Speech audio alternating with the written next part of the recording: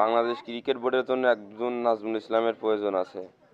আর এইসব যেসব প্লেয়াররা অযৌক্তিক দাবিগুলো তুলছে, আসলে কি বলবো, হাজারো ক্রিকেটার পাবেন কিন্তু একজন নাজমুল ইসলাম আপনারা বোর্ড পরিচালক হিসাবে ভবিষ্যতে আর পাবেন কিনা জানি না।